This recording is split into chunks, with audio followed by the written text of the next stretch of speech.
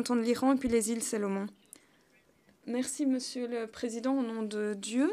J'ai demandé la parole dans l'exercice du droit de réponse à la suite d'allégations infondées du représentant de Bahreïn hier lors de sa déclaration devant l'Assemblée. Il a annoncé des allégations fallacieuses en disant que l'Iran intervenait dans les affaires intérieures de Bahreïn. Nous rejetons ces allégations et nous réitérons que ce que les responsables de Bahreïn ont dit sur nous sont des accusations fabriquées de toutes pièces. Ces allégations sont d'autant plus irresponsables car l'objectif est simplement de dissimuler les violations des droits de sa propre population et essayer de consolider le droit d'une minorité alors que la majorité de la population ne peut pas participer aux affaires du pays. Nul doute, tant qu'une minorité n'a pas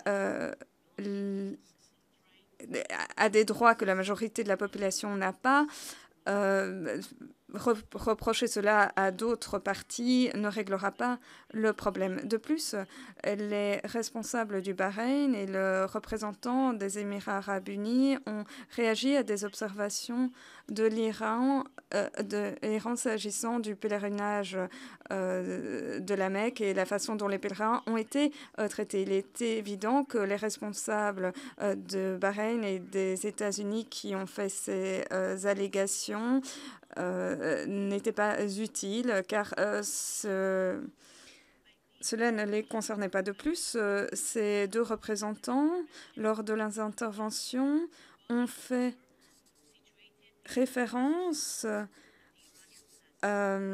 au bassin près de l'Iran.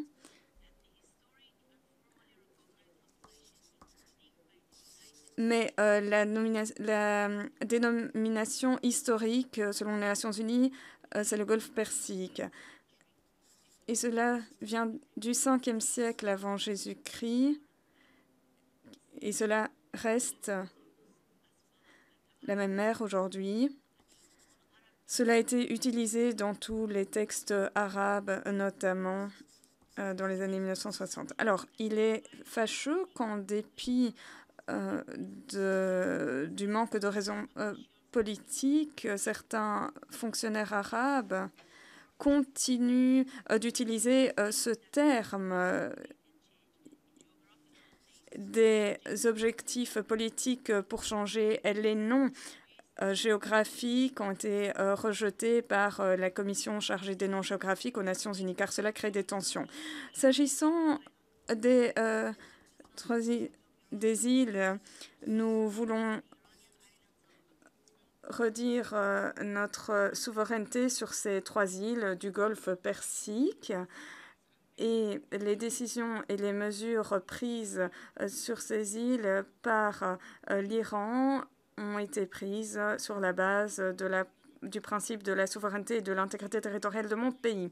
Dès lors, toute revendication du contraire est considérée comme une ingérence dans les affaires intérieures de l'Iran et nous les rejetons catégoriquement. Le gouvernement de l'Iran a toujours une politique amicale de bon voisinage avec tous les pays voisins et à cet égard, une fois de plus, exprime sa volonté à engager des négociations bilatérales avec les Émirats arabes unis afin de continuer de consolider nos relations bilatérales, de dissiper toute incompréhension qui existera en notre pays.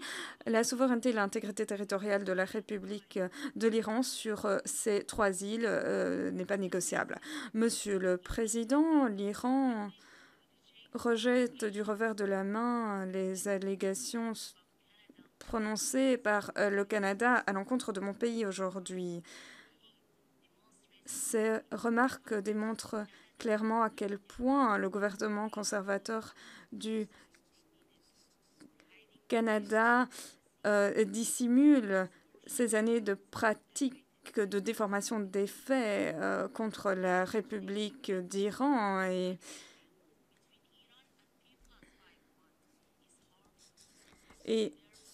il pense que l'accord avec l'Iran est contraire à leur politique contre l'Iran. Nous voudrions rappeler également le bilan des droits de l'homme du Canada s'agissant des migrants, des Afro-Canadiens et des peuples autochtones,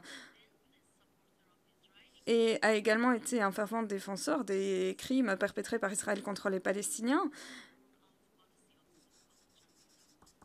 alors qu'il dit se faire le chantre